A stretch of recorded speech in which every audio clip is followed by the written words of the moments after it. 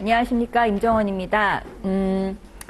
우리가 이제 의학이론의 마지막 과정인 파이널 리뷰를 시작하도록 하겠습니다. 제가 이제 그 의학이론 처음 강의할 때 그 뼈다귀 옷이 제 이제 시그니처잖아요. 오늘은 내장 옷을 입었어요. 제가 이제 의학은, 뼈대, 골격으로 시작해서 마무리는 내장이잖아요. 이 의학의 핵심, 이 골격부터 내장까지 저의 모든 것을 보여드리고 여러분이 또 이것을 보면서 한번 웃으실 수 있으면 얼마나 좋습니까? 제 강의가 그만큼 재미있었고 여러분에게 이제 웃음을 주었으면 좋겠다는 마음에서 굉장히 힘들게 구워놓으신데 이거 보면서 한번 또 내가 배웠던 거 생각도 좀 하시고 그러셨으면 좋겠고요. 오늘 이 파이널 리뷰를 통해서 여러분이 배웠던 것을 정리하는 시간이 될 거예요.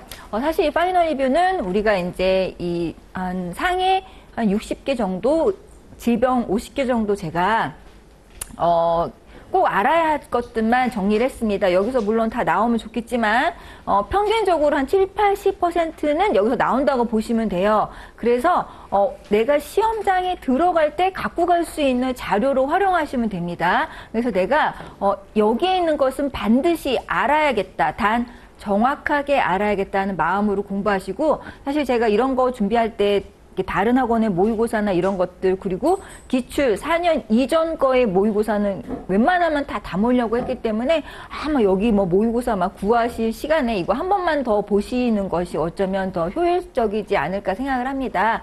다 아시는 내용이라서 이제 빨리빨리 넘어갈 거고요. 여러분이 공부하실 때 어떤 방식으로 하시면 좋냐면, 제가 이제 문제랑 답을 했잖아요. 아침에 여러분이 문제를 보면서 한 번씩 쓰시는 연습을 하시는 거예요. 그냥 깜제 쓰는 게 아니라 이 문제를 보고 쭉쭉쭉 쓰시고 그 다음에 답을 맞춰보고 이런 식으로 공부를 하시면 조금 더 효율적으로 남은 시간 마무리가 되지 않을까 싶습니다. 자, 이제 시작하도록 하겠습니다.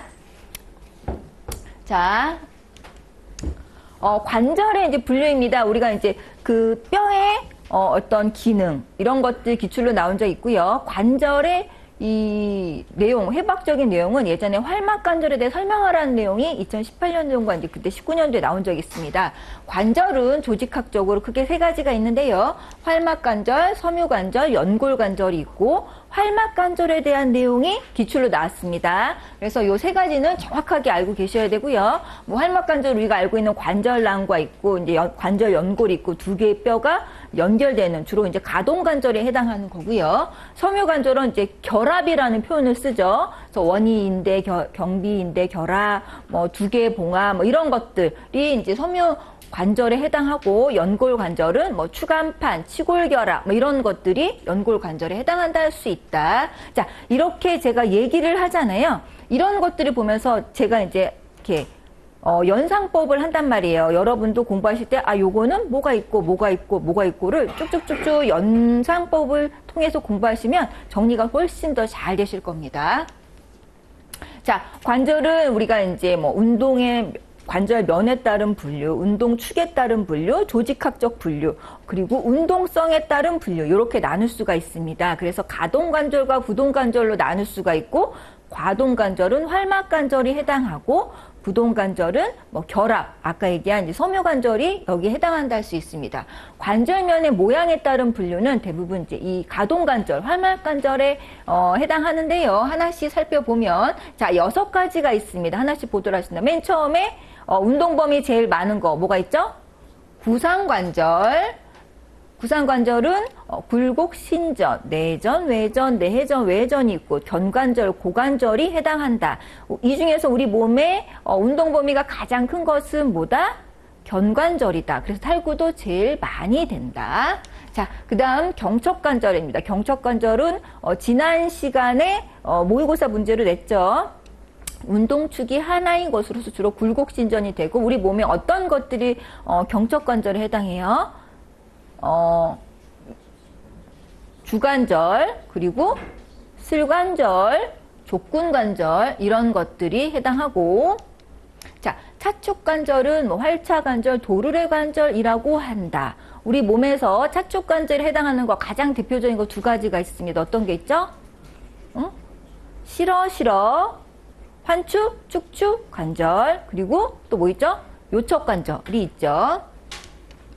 안장관절은 제1수근 중수지 관절이고 과상관절은 타원관절이라고도 한다. 자, 우리 몸에서 과상관절, 타원관절에 해당하는 것은 그래그래에서 환추, 후두 관절이 여기에 해당한다. 마지막으로 평면관절이 있다. 6가지가 있다. 자, 다음. 자, 우리 연골의 기능은 지난 해에 반월상 연골의 기능을 쓰는 식으로 해서 문제에 나온 적이 있습니다. 그래서 연골은 관절의 일부를 이루고 있으면서 충격을 완화하고 탄력을 제공하고 마찰을 없게 하는, 그러니까 이런 것도 생각하면 우리가 쓸 수 있는 것들이에요. 연골은 그 성분에 따라서 크게 3가지로 나눌 수가 있는데요. 이것도 하나씩 봅시다. 가장 많이 있고 그리고 우리 골단판의 주요 성분이 되는 연골은 뭐다? 초자연골이고 그 다음에 유리연골, 섬유연골, 탄성연골이 있다. 그래서 골단판은 초자연골에 해당한다. 자, 상하지의 길이 측정법인데요. 이것도 모든 학원에서 모의고사를 냈습니다. 상지는 견봉에서 가장 긴 손가락, 하지는 어디? 전상 장골, 그게 어디냐면 이게 이미지는 잘 안 보이지만 여기 튀어나온 여기예요. 여기가 아니고 여기입니다. 여기에서 일자가 아니라 이렇게 안쪽으로 경골 내과로 길이를 측정한다. 이게 가장 정확한 것이고요. 이게 협조가 안 되는 사람은 배꼽에서부터 이렇게 재기도 하지만 그건 조금 오차가 있다고 합니다. 자, 이러한 줄자를 통해 재고 가장 정확한 방사선 촬영법은 뭐라 했다? 스캐노그램이라 했다. 장애 분류표에 나오고 있죠. 자, 우리 각 관절을 구성하는 뼈와 관련된 움직임도 우리 모의고사에서 냈고요. 다른 학원 모의고사에서 다 출제가 되었습니다. 기본적으로 장애 분류표에 관절의 운동 제한을 알려면 이건 기본적으로 알고 계셔야 되는데요. 견관절은 상완골과 상완골 근위부, 견갑골, 쇄골로 이루어져 있으면서 가능한 운동이 굴곡, 신전, 내전, 외전, 내회전, 외회전 이렇게 있고요. 주관절은 상완골, 요골, 척골이고요. 지난주에 우리가 이제 그 그림을 통해서 상완골, 요골, 척골을 찾아내는 그림을 냈잖아요. 그거 틀리신 분들 몇 분 계시더라고요. 그거 틀리면 안 되는데 그 팔꿈치를 중심으로 굵은 뼈가 뭐예요? 척골이잖아요. 그거 틀리셨어요. 그거 잘 보셔야 되고 또 어떤 분들은 상완골, 요골, 척골만 쓰라는데 그 번호에 있는 것도 다 쓰신 분들이 있어요. 그러면 문제를 안 읽었다라고 이제 출제자가 생각하는 거예요. 그러니까 물어보는 포인트는 정확하게 답을 쓰셔야 합니다. 자, 그 다음 완관절은 요골, 척골, 그리고 근위수근골로 되어 있다. 고관절은 골반의 비구, 우리 골반은 천골과 미골, 그리고 비구로 구성되어 있다. 비구는 고관절과 맞닿은 부분인데 요거는 부위에 따라서 장자치 이렇게 나눌 수 있다. 그래서 장골, 자골, 치골 부위를 묻는 문제가 2022년도에 출제되었습니다. 그리고 대퇴골 근위부가 있고요. 슬관절은 경골, 슬개골, 대퇴골인데 비골은 없습니다. 자, 족관절은 거골과 경골과 비골이 있는 이 족근관절이 여기에 해당한다 할 수 있습니다. 자, 우리 이제 기본적으로 해부학적인 구조에 대해서 얘기했고, 자, 본격적으로 골절의 정의를 보도록 하겠습니다. 골절의 정의는 핵심 키워드를 꼭 알아두셔야 돼요. 단일 혹은 반복적인 부하에 의해서 뼈의 연속성이 완전 혹은 불완전하게 소실되는 상태를 말한다. 정확하게 핵심 키워드를 알고 계셔야 됩니다. 탈구는 뼈와 뼈를 연결하는 관절의 접촉이 소실된 상태를 말한다. 자, 골절의 분류에 대한 내용이 아주 예전에 나왔는데요. 이런 거 또 나올 수 있습니다. 2018년도에 딱 하나 이제 불안정성 골절과 불안정 골절에 대한 내용이 나왔고 그 이후로는 나온 적이 없기 때문에 이 어떠한 유형에 따라서 골절을 분류하는지 잘 알고 계셔야 되는데요. 자, 보면 골간골절, 골단간골절, 골단골절, 장골의 해부학적인 분류를 말하고 이 중에서 골절선이 관절면을 침범하는 것을 관절 내 골절이라 한다. 자, 골절의 정도에 따른 것은 완전골절과 불완전골절인데 이 불완전골절의 정의를 쓰는 문제가 2018년도에 나왔고 이 정의는 정확하게 알고 계셔야 돼요. 피질골의 연속성이 양쪽 혹은 일측에서 수술되었나에 따라서 나눌 수가 있고요. 골절면의 방향에 따른 분류는 우리가 이제 이 그림 손짓으로 했단 말이에요. 한 번씩 해볼까요? 자, 횡상, 사상, 나선상, 종상 이렇게 4개로 나눌 수가 있다. 자, 골절편의 수에 따른 것도 이 정의를 정확하게 알고 계셔야 돼요. 이게 무엇인지 설명하라고 하면 할 수 있어야 되거든요. 선상골절, 분쇄골절은 골절선이 몇 개? 2개 이상, 골절편은 3개 이상인 것이고요. 분절골절은 하나의 뼈에 독립된 골절이 2개 이상 있는 경우를 말합니다. 자, 개방창 동반 여부에 따른 것은 폐쇄성 골절과 개방성 골절이 있다. 이것도 정의를 알고 계셔야 돼요. 개방성 골절은 어떤 상처를 통해서 골절이 외기에 노출된 상태를 말한다.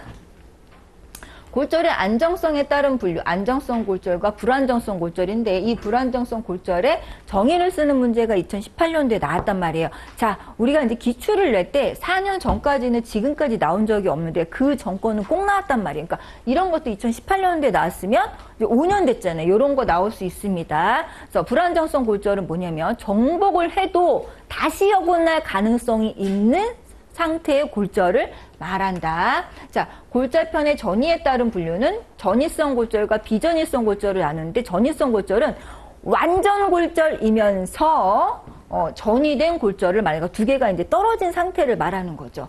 비전이성 골절은 완전 골절인데 붙어 있는 상태거나 즉 전이가 없거나 불완전 골절인 상태를 말한다. 이 정의도 잘 알아두십시오. 자, 손상 기전에 따른 분류는 직접 해상에 의한 골절, 간접 해상에 의한 골절로 나눌 수가 있는데 직접 해상에 의한 골절 3가지가 있습니다. 하나씩 얘기해 보시죠. 맨 먼저 타박골절, 압자골절, 관통골절 3가지가 있고요. 간접 해상에 의한 골절은 대표적인 것이 이제 여러 가지가 있습니다. 대표적인 거 4가지만 보면 견열골절, 압박골절, 회전골절, 각형성골절이 있고 압박골절에 대한 내용은 2020년도에 압박골절의 어떤 이 척추에서 호발 부위 그리고 진단 검사에 대해서 나온 적이 있고요. 압박골절의 주요 발생 원인을 좀 알고 계셔야 돼요. 주로 우리 압박골절 어디서 배웠어요? 골다공증, 그 외상, 종양 뭐 이런 거 배웠잖아요. 그쵸? 견열골절은 이 정의를 잘 알고 계세요. 견열골절의 정의가 뭐예요? 인대나 건이 떨어져 나가면서 뼈 조각과 함께 떨어져 나가는 떼임골절이다. 그래서 인대나 이런 것들이 붙어있어 운동성이 많은 슬개골 그리고 척골의 주두 족관절의 이제 삼각인대 부분에서 잘 발생한다. 이런 것까지 이 견열골절을 물어보는 문제는 다른 학원에서 모의고사에서도 출제가 되었기 때문에 요건 정의를 조금 디테일하게 알고 계셔야 됩니다. 자, 골절을 시사하는 대표적인 증상인의 징후 이것도 기출로 나온 적이 있습니다. 그래서 우리가 잘 정리를 해야 되는데 요거를 그때 모의고사에 냈을 때 합병증을 쓰신 분들도 많이 있었고요. 국소적인 증상을 쓰라 했음에도 불구하고 전신적인 증상을 쓰는 분들이 있었단 말이에요. 그러니까 문제를 정확하게 읽고 핵심을 파악하는 연습이 덜 되신 분들이 많이 있었던 문제 중에 하나입니다. 골절을 시사하는 대표적인 증상은 일단 국소적인 부분들은 국소 증상은 이런 것들이 있습니다. 자, 잘 보시고 신경이나 혈관의 손상은 신경이나 혈관의 손상으로 인해서 뭐 저림감, 마비 이런 것들이 있을 수가 있다. 그리고 이제 그때 이제 발열, 출혈 이런 거 쓰신 분들은 이건 전신적인 증상에 해당하는 거기 때문에 그건 답이 아니었어요.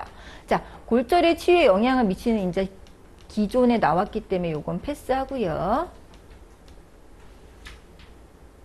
자, 골절의 치료의 종류를 보도록 하겠습니다.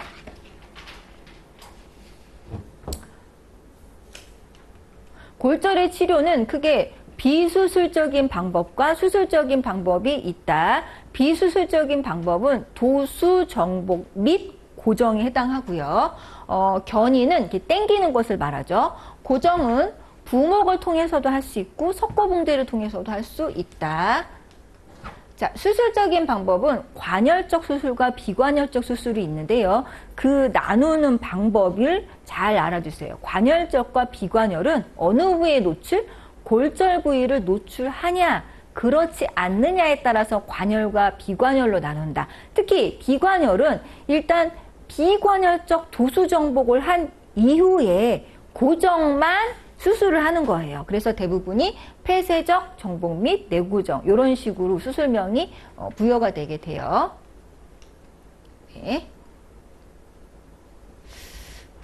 제가 갖고 온 파일가 조금 틀린 것 같은데 여기 없는데 골절의 치유 과정의 단계 9번 좀 보도록 하겠습니다.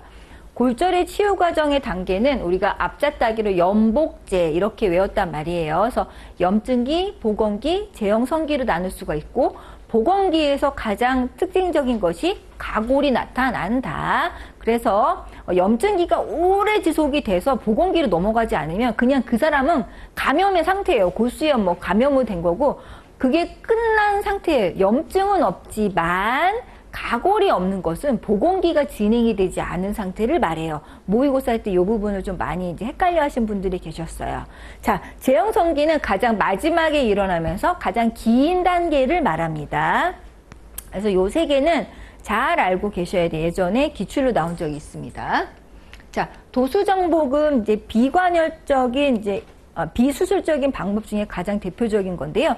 도수정복을 할 수 없는 몇 개의 케이스들이 있습니다. 정형외과 책에 나왔고 다른 학원의 모의고사에서 몇 번 나온 적이 있는데 관절면이 감입된 게 쏙 들어간 거, 관절면이 쏙 들어간 전이성 관절면 골절은 이걸 이렇게 빡 하면 관절이 손상되기 때문에 안 돼요. 그리고 전완부 골절과 정확한 축정열이 요구되고 부정열이 발생할 가능성이 높고 연부 조직이 끼임으로 도수정복이 실패하거나 수술이 지연되거나 가골이 이제 생긴 경우는 도수정복 가지고는 될 수 없다.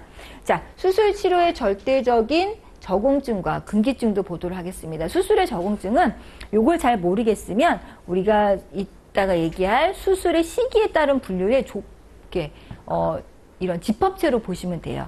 수술을 해야 되는 경우에는 도수정복으로 치료가 불가능하거나 전이된 골절은 불안정성 골절이란 말이에요. 불안정성 골절은 이게 수술적인 치료를 해야만 잘 고정이 될 거 아니에요. 그래서 전이된 골절, 이것도 마찬가지. 불안정성 골절을 풀었은 말이잖아요. 정복후 다시 어긋날 가능성이 클 때 구획증후군은 우리가 근막절개술을 해야 되잖아요. 안 그러면 막 아프잖아. 갈레아찌는 피로골절이 했잖아. 반드시 수술적인 치료를 해야 되는 거. 요것만 해도 5개가 나온단 말이에요. 요 정도는 기본적으로 알고 계셔야 되고요.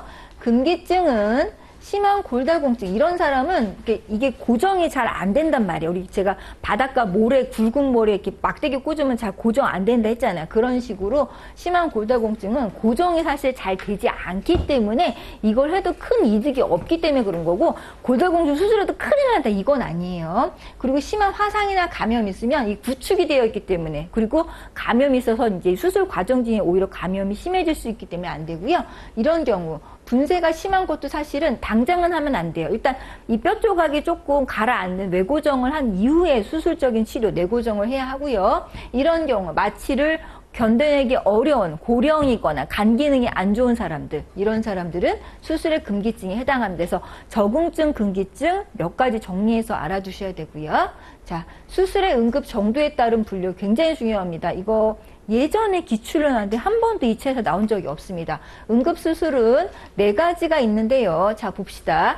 고관절이나 주요 관절에 도수 정복되지 않은 탈구, 특히 고관절 같은 경우 이제 시험 문제를 냈잖아요. 무혈성 괴사나 외상성 관절염 생기기 때문에 반드시 어느 시간이 지나면 해야 되고, 사지의 혈관 손상이나 이런 것들은 절단해야 된다 했잖아. 슬화동맥의 손상 절단해야 될 수 있기 때문에 반드시 해야 되고, 구획증후군의 근막절개술, 그리고 악화되는 신경, 이건 중추신경계 손상이 있기 때문에 그러면 비가역적이랬잖아요. 그래서 이 4가지 도수 정복 안 되는 주요 관절의 탈구, 구획증후군, 팔다리 잘려, 그 사지마비 와 이렇게 생각하면 얼마나 드라마틱합니까? 그래서 4가지는 꼭 외우시고요. 자, 위급수술은 72시간까지 하는데 제가 이건 앞잡다기로 했죠. 위불개고, 그래서 불안정성 골절, 심한 개방성 골절의 변연절제술, 그리고 고관절부 골절 이렇게 3가지가 있고 선택수술은 나머지 수술에 적응증은 해당하지만 약간 시간적인 텀이 그래도 용인되는 수술을 말한다.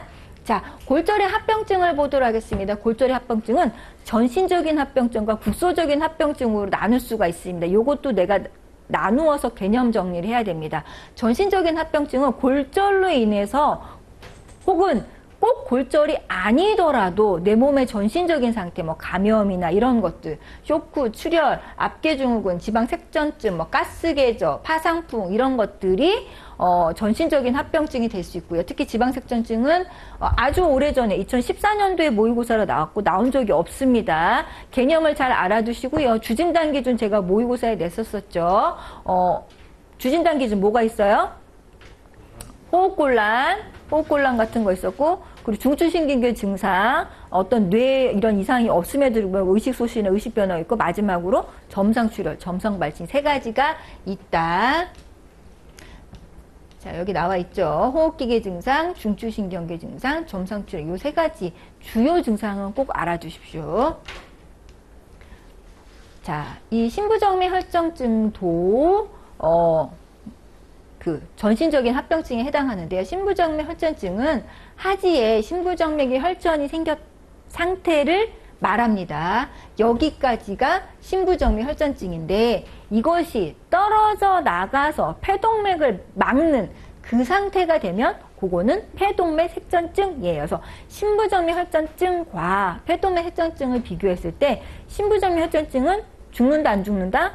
안 죽는다. 폐동맥 색전증은 죽는다. 그래서 이 폐동맥 혈전증의 이제 가장 대표적인 원인은 신부정맥 혈전증이다. 가장 흔한 원인은 신부정맥 혈전증이고, 원인은 일단 장기간의 부동 자세가 원인이 될 것이에요. 그래서 오랫동안 침상안정을 하게 되는 이유, 그러니까 예를 들어서 대퇴골 수술을 한다거나 척추 수술을 한다거나 이런 수술, 혹은 나이가 많은 사람들은 장기간에 침상안정 해야 되겠고, 암 환자들 이런 사람들, 그리고 이런 비만이나 이런 사람들이 또 위험인자가 될 수 있습니다. 이런 위험인자도 잘 생각해 두면 우리가 또 쓸 수 있는 것들이 해당합니다. 자, 신부정맥 혈전증은 그 혈전만 확인하면 되는 거기 때문에 혈류 초음파를 통해서 확인할 수가 있고요. 치료는 일단 예방이 가장 중요합니다. 그래서 신부정맥 혈전증을 예방하기 위한 가장 중요한 조치는 뭐다? 조기보행이다. 혈전이 생기지 않게 빨리빨리 조기보행을 해야 하고, 생기지 않게 항응고제를 취하고, 이미 혈전이 생긴 경우에는 혈전 제거술을 하거나, 이 하대정맥 여곽이라고 있습니다. 우리 정맥이 상대정맥과 하대정맥으로 들어가는데 거기 필터를 달아놓는 수술법이 있어요. 그걸 하대정맥 여곽이라고 합니다. 그런 것도 할 수 있습니다. 자, 골절과 탈구의 합병증 기출 문제 하나인데 한번 읽어보도록 하겠습니다. 건강했던 남자가 대퇴골 간부골절 24시간 후에 흉통, 호흡곤란을 보이며 혈담을 배출하였다. 자, 가장 의심해야 할 진단은 뭘 것 같아요? 네, 이거는 폐색전증, 폐동맥 색전증이에요. 왜냐하면 이런 간부골절 후 24시간은 후에 이게 똑바로 누워 있었을 거 아니에요. 장기간의 부동 상태에서 흉통과 호흡곤란을 보이면서 혈담을 배출하니까 폐에 어떤 이상 소견을 나타낸 거예요. 그래서 호흡곤란이 있으면서 혈객담을 냈고, 이런 호흡이 곤란함으로 인해서 흉통이란 증상을 나타내기 때문에 이거는 폐동맥 색전증이고요. 가장 흔한 원인, 폐동맥 색전증의 가장 흔한 원인은 뭐다? 신부정맥 혈전증이다. 그래서 이 문제도 기출 객관식으로 나왔던 동일한 문제입니다. 이런 식으로 문제도 나올 수 있습니다.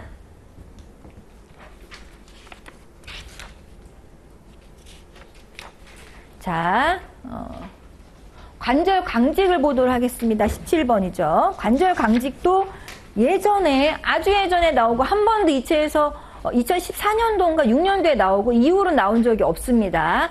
관절 강직의 정의를 반드시 알아주십시오. 관절, 두 개의 관절이 하나처럼 붙어서 제 기능을 하지 못하고 굳어버린 상태를 말한다. 자, 관절염과 관절 강직은 틀려요. 관절염은 그냥 체중 부하가 많이 되는 관절에 어떤 감염, 비감염적인 원인으로 인해서 관절이 다른 상태를 말하고요. 얘는 관절이 붙어버려서 굳어버린 상태를 말한다. 관절 강직의 원인 굉장히 중요합니다. 기출로 항상 이게 나왔어요. 관절의 손상이나 이로 인해서 장기간에 이렇게 고정이 될 수가 있는데, 관절에 생기는 손상, 관절 내 골절, 관절 타박상 뭐 이런 것들, 그리고 장기간의 고정이나 부목 이런 것들이 원인이 될 수 있다. 이거 정확하게 외워두셔야 됩니다. 자, 관절 강직의 예방을 하기 위해서는 조기에 물리치료를 하는데 이때 전제 조건이 있습니다. 견고한 내고정을 한 이후에 물리치료를 해야 된다. 만약 견고한 내고정이 되지 않은 상태에서 막 적극적으로 물리치료를 하면 얘가 정확하게 정복이 되지 않은 상태이기 때문에 외상성 관절염이나 그런 것들이 생길 수가 있다. 이것도 제가 모의고사 1차 시인가 2차 시에 출제했었던 내용입니다. 자, 부정유압의 원인을 봅시다. 부정유압도 이것도 2014년도에 나오고 한 번도 나온 적이 없습니다. 기출로. 부정유압의 정의, 지난 이제 4차 시 때 냈었는데요. 4차 시인가 5차 시에 냈는데 이것도 정의를 약간 이상하게 쓰신 분들이 많아요. 뼈가 원래의 해부학적인 위치가 아닌 상태로 유압되는 것. 굉장히 이제 어렵지 않은데 그거를 막 이상한 말로 쓰신 분들이 계신데, 항상 그런 거를 쓸 때 대답이 맞아요. 이런 그 질문은 굉장히 어리석은 거예요.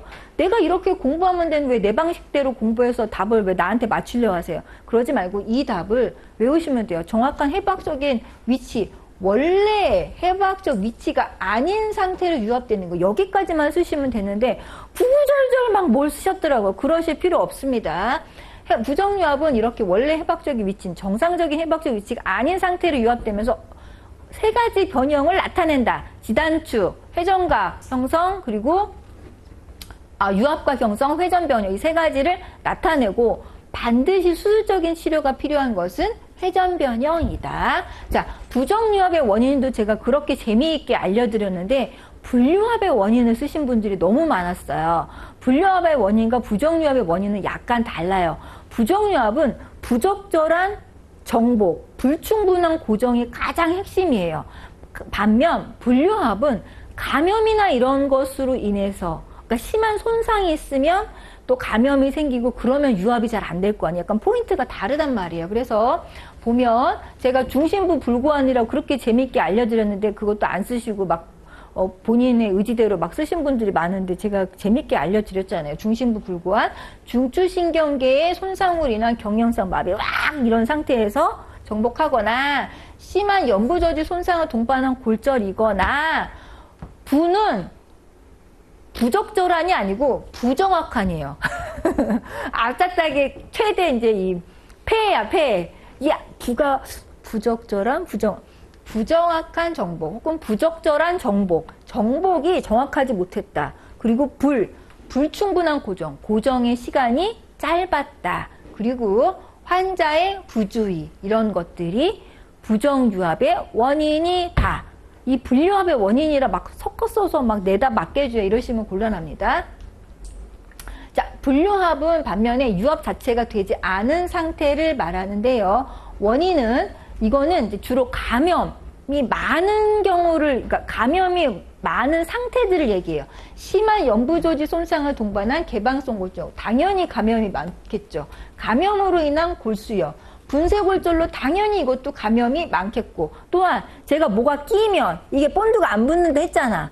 연부조직이 삽입이 되거나 혹은 뼈가 이게 유압이 될 때 본드가 뭐라 했어요? 혈액이라 했어. 혈액이 공급이 원활하지 않거나 관절 내 골절이거나 혹은 불충분한 외고정, 그러니까 이 유압을 할 수 있는 충분한 기간 동안 고정하지 않은 경우들이기 때문에 부정유압과는 다릅니다. 불유압은 그 원인이 감염성이냐 비감염성이냐에 따라서도 나눌 수가 있고요. 그 비감염성의 경우에는 감염은 되지 않았지만 가골이 많은가 적은가에 따라서, 가골이 많으면 비후성, 가골이 없으면 위축성으로 나누고 그 중간 상태는 빈영양형으로 나눈다. 요 정도만 알아두시면 됩니다. 자, 마지막으로 복합부위 통증 증후군 보도록 하겠습니다. 복합부위 통증 증후군은 요건 이제 국소적인 합병증인데 여기 와 있어요. 복합부위 통증 증후군도 모든 학원의 모의고사에서 나왔는데요. 어떤 손상에 대해서 이제 이 교감신경계의 과민한 반응으로 나타내는 것으로서 주로 거의 사지 말단에 생깁니다. 진단 항목은 크게 4가지가 있는데요. 이 진단 항목은 일단 정확하게 알고 계셔야 돼요. 감각 이상, 혈관 이상, 부종, 발한 이상, 운동, 이영양성 변화고요. 자, 이 복합부위 통증 증후군은 교감신경의 어떤 항진으로 인한 여러 가지 증상이기 때문에 땀이 많이 나거나 뭐 손발이 차거나 뭐 이런 것들이 우리가 이제 진단의 포인트가 될 수 있고요. 확진, 그러니까 이 복합부위 통증 증후군은 확진할 때 신경 손상이 있느냐 없느냐를 따지면서 신경 전도를 할 수가 있고 교감신경 차단 주사를 또 교감신경 차단술을 통해서 또 확진할 수가 있다. 그래서 이 복합부위 통증 증후군의 진단 검사와 유형 1형과 2형의 차이 이거 이제 모의고사에 냈었죠. 치료는 일단 가장 통증이 심하기 때문에 통증 조절이 1번이고요. 통증 조절을 한 이후에 사지의 기능을 회복하는 것이 2번이 됩니다. 그래서 치료는 일단 통증을 조절하는 강력한 진통제 그리고 사지 기능을 쓸 수 있는 물리치료 등을 시행할 수 있습니다. 자, 구획증후군은 이제 작년에 OP에 대해서 나오기는 했지만 그 전에 2019년도에 이제 마지막으로 나왔고요.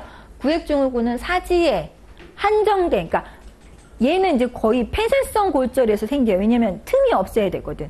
폐쇄에 구획의 압력이 올라가서 어떤 근육이나 신경의 허혈로 인한 증상이 나타내는 것을 말합니다. 그래서 급성 구획증후군의 흔한 원인은 구획 내 압력이 올라가거나 혹은 구획의 내용물이 증가하는 경우고요. 그래서 과도한 고정을 했거나 혹은 안에 어떤 부종이나 출혈이 있거나 이런 것들이 원인이 될 수가 있고요. 증상은 OP, 요거는 작년에 나왔고요. 진단은 나온 적이 없습니다. 진단은 구획 내 압력을 측정하는, 조직압을 측정하는 거고, 치료는 구획 내 압력을 떨어뜨려주는 구획 내 이제 근막절개술을 하거나, 이런 이 차고 있는 부목이나 이런 것들을 제거하는 치료를 할 수 있다. 자, 부목도 예전에 2018년인가 6년도에 나온 적이 없는데요. 부목도 잘 알아두십시오. 부목은 골절의 응급치료에서도 쓸 수가 있고 본치료에서도 쓸 수가 있습니다. 부목고정의 장점 하나씩 봅시다. 이거 모의고사에 냈는데 부목고정은 환자의 이동을 용이하게 하고 이동을 용이하게 하면서 이 골편이 찌르지 않게 하니까 통증을 제거해주고 감소시켜주고 그러므로 인해서 이 골편이 안에서 막 밖으로 찔리면 폐쇄성 골절이 개방성 골절로 될 수 있거든요. 그런 폐쇄성 골절이 개방성 골절이 되는 것을 예방하거나 또 가장 중요한 한 가지 아까 앞서 말한 지방색전증을 예방한다. 그래서 기출에서 지방색전증을 예방하기 위한 가장 중요한 조치는? 이라고 물어본 문제가 예전에 나왔었습니다. 그리고 또 마지막으로 방사선 촬영을 용이하게 할 수 있습니다. 그래서 이런 것들 부목 고정의 장점도 잘 알아주면 나올 때가 됐습니다. 이 문제도. 자, 23번 문제. 아킬레스건 파열 요것도 모든 학원에서 했는데 아킬레스건은 발 뒤꿈치 종골 위에 비복근과 가자미건이 모여서 종골의 후면에 붙는 것으로서 주로 점프나 이럴 때 뚝 하는 소리가 나면서 파열이 된다. 진단은 증상 유발 검사, 신체 검진 뭐가 있다 그랬죠? 톰슨 압착 검사가 있다. 그리고 정확한 진단은 연부 조직 손상을 제가 무조건 MRI를 했습니다. 가장 정확한 검사는 MRI 검사고 완전 파열일 때는 수술적 치료를 한다. 개방성 골절의 분류, 거스틸러 앤더슨 분류법 굉장히 중요합니다. 자배법의 보상 등급의 하나로 우리가 분류하기 때문에 정확하게 알고 있어야 돼. 얘는 상처의 사이즈, 오염의 정도에 따라서 나눌 수가 있는데 상처의 사이즈 1형, 2형, 3형이고 1형은 사이즈가 얼마이야? 1cm 이하면서 오염이 거의 없는 연부조직 손상이 거의 없다. 2형은 1cm 이상이면서 연부조직 손상이 중증도고 3형은 사이즈가 몇 cm 이상? 10cm 이상이면서 연부조직 손상이 많다. 그래서 이게 이하예요, 이상이에요 이게 중요한 게 아니라 이 둘의 구분값은 연부조직 손상이 거의 없거나 경미하고 얘는 연부조직 손상이 중증도 얘보다 많으니까 이게 가장 핵심 포인트라고 보시면 돼요. 자, 개방성 골절의 정의는 이 골절 부위가 개방창을 통해서 외기와 접촉된 상태이기 때문에 감염이 이미 되었거나 혹은 감염의 우려가 높아서 무엇의 가능성이 높다? 분류합의 가능성이 높다. 그래서 2018년도에 치료의 원칙이 나왔습니다. 감염을 예방하는 것이 가장 먼저 치료의 원칙이 된다. 그래서 개방성 골절의 이제 치료 단계가 이제 예전에 객관식으로 많이 나왔습니다. 응급실에서 할 수 있는 처치들이 무엇이 있는지, 환자의 활력 상태를 측정하고, 뭐 이런 것들을 나오면서 이 변연절제술에 대한 내용입니다. 이 변연절제술은 이제 이 변연절제술은 우리가 괴사된 조직을 제거하는 수술인데요. 이때 괴사된 조직을 제거하면서 근육을 생존을 확인하는 4C가 있다 그랬습니다. 4C 뭐가 있죠? C가 칼라, 그리고 수축도, 그리고 경도, 마지막으로 P, 출혈 능력, 이 네 가지가 있다. 4C도 잘 알아주세요. 문제 내기 되게 좋은 항목입니다. 그래서 이러한 응급실에서의 환자의 평가, 처치가 상처를 확인하고 활력증으로 확인하고 예방적 항생제를 투여하면서 부목 고정을 하는, 그리고 변연절제술을 하고 창상을 봉합하고 마지막으로 골절의 안정화를 하는 것들이 치료의 단계이다. 자, 다음 스트레스 골절, 행군 골절, 피로 골절이 있는데요. 요거의 정의를 잘 알아주시죠. 피로 골절도 모의고사로 냈었죠. 요것도 정의를 정확하게 안 쓰시는 분들이 많으세요. 피로 골절은 정상골이 이제 골절을 일으키기는 미약한 힘이 어떻게 반복적인 부하로 인해서 불안정 골절이 생긴 것을 말하고요. 주로 체중이 많이 부하되는 곳에 생기는데 중족골, 주상골, 발해 주상골, 그리고 경골, 간부, 대퇴, 경부에 생긴다는데 이것도 막 촉골 막 이런 거 쓰시는 분들인데 사실 상지는 잘 발생하지 않아요. 왜 하고 많은 하지에 뼈를 두고 왜 굳이 뭐 촉골, 상안골을 쓰시는지. 그러니까 가장 호발하는 부위를 외우시면 되지 막 내가 생각나는 뼈를 쓰시면 안 됩니다. 그래서 요거는 하지뼈에 가장 많이 발생한다. 자, 무혈성 괴사는 2018년도에 마지막으로 나왔고 작년에 질병의 원인으로 인한 대퇴골의 무혈성 괴사가 나왔습니다. 무혈성 괴사의 정의를 잘 알아주시죠. 무혈성 괴사는 뼈에 혈액 공급이 되지 않아서 골절은 혈액 공급이 차단돼서 뼈가 괴사되는 것 어렵지 않죠. 무혈성 괴사의 호발 부위는 혈행이 좋지 않은 곳이 호발 부위예요. 대퇴, 골두, 거골, 체부, 수부, 주상골. 그래서 여기고 이제 월상골은 주상골 다음으로 많이 생기는데 우리가 이제 키엔백병이라고 해서 손에 발생하는 무혈성 괴사는 다 이름이 있어요. 근데 이제 요 키엔백병만, 월상골의 키엔백병만 기출로 나왔습니다. 여기 나왔기 때문에 알려드린 거예요. 그래서 요 세 가지 잘 알아주시고 답을 쓸 때 반드시 손의 주상골이라고 쓰셔야 돼요. 그냥 주상골 이렇게 쓰면 헷갈린단 말이야. 채점자가 이거 꺼버릴 수도 있기 때문에 피로골절은 발의 주상골, 무혈성 괴사는 손의 주상골. 자, 요 문제는 이제 병적 골절에 대한 내용입니다. 폐암 환자가 넘어진 후 대퇴구 후에 간부 골절이 발생됐고 암의 전이가 의심되는 소견, 병적 골절인데 이것도 그때 이제 제가 모의고사에 냈는데 이상한 말 쓰신 분 굉장히 많아요. 자, 병적 골절의 정의를 잘 알아주십시오. 정상적이지 않은, 그러니까 이 피로골절과의 차이예요. 피로골절은 정상적인 뼈의 미약한 외력, 얘는 정상적이지 않은 뼈의 미약한 외력인데 피로골절은 미약한 외력이 반복적으로 얘는 한 방에 되는 것이 병적 골절이고요. 이 분류는 그 문제에서는 기출에서는 뭐 국소적 병변, 전신적 병변 이렇게 쓰는 걸로 2016년도에 나왔는데요. 국소적인 것은 혹이잖아요. 그거는 신생물에 의한 골절이라고 보시면 돼요. 그래서 국소적 병변은 뭐 골양성 종양, 원발성 종양, 원발성 악성 종양 혹은 전이성 악성 종양 이런 것들이 국소적 병변이고요. 비신생물성 골절은 골의 대사성 질환, 그러니까 골이 칼슘을 저장하고 무기질을 저장하니까 칼슘을 대사하는 거잖아요. 이런 대사성 질환들이 여기 비신생물성 골절, 즉 전신적 병변에 해당한다. 그래서 만약에 원인을 써라, 이 두 개 다 쓰는 거고요.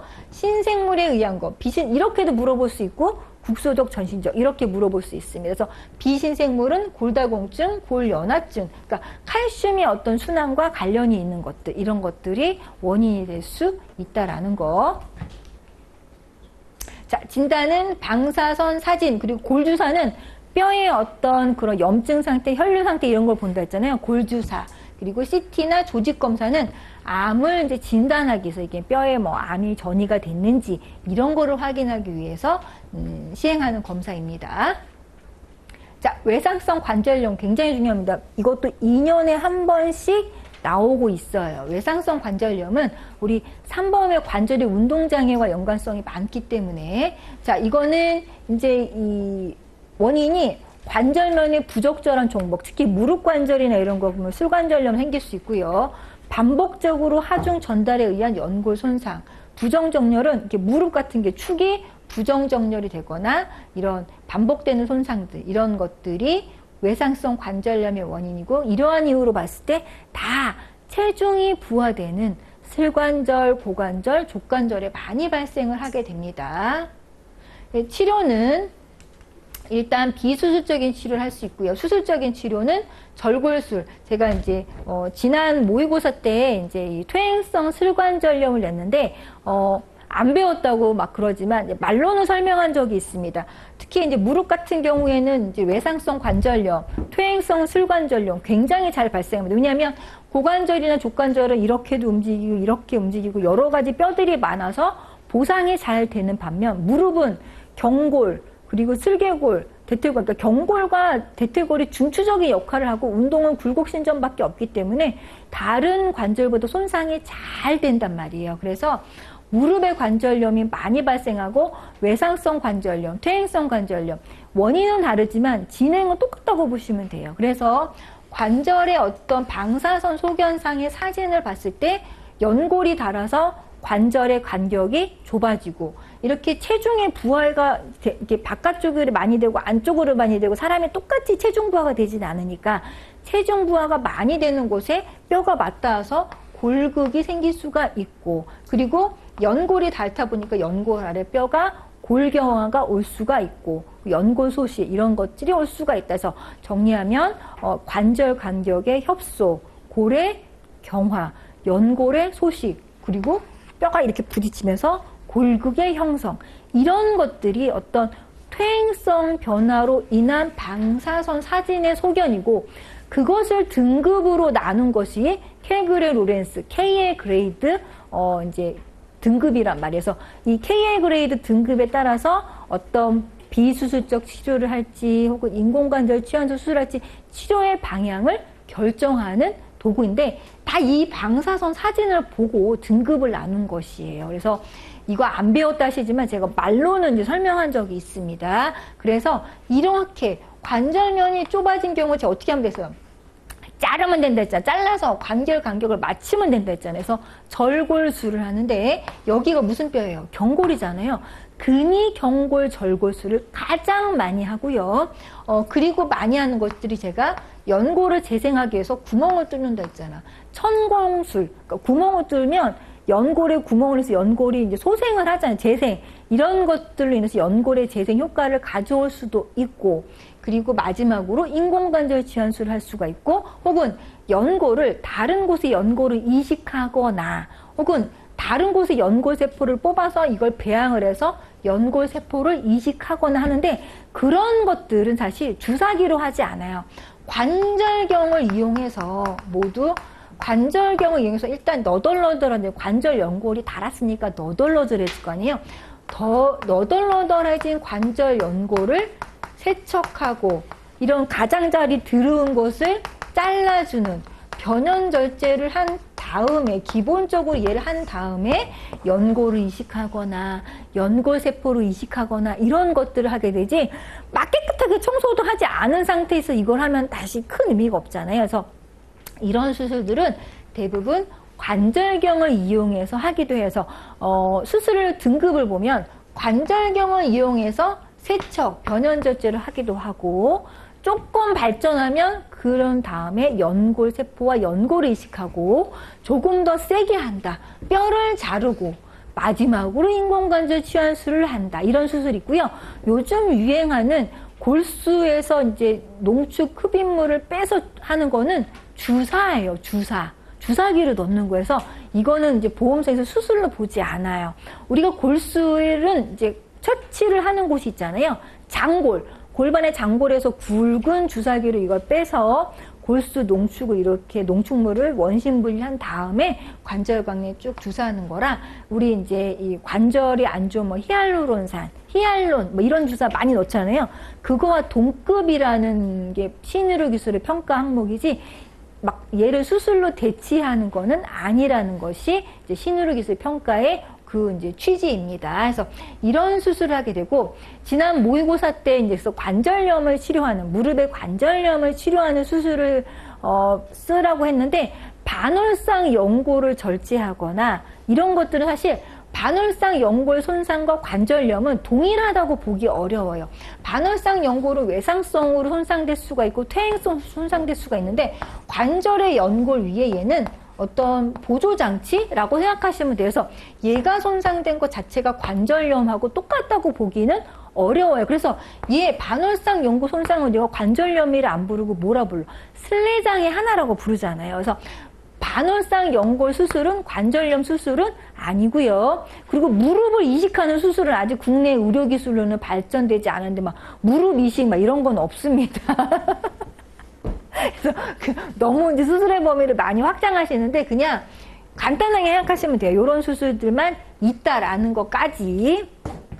그리고 인공관절 성형술을 쓰셨는데 관절의 성형의 여러 분류 중에 가장 많은 것을 포함하는 것이 관절 치환술이에요. 그래서 관절 성형술이나 관절 치환술은 거의 동급이라고 보시면 돼요.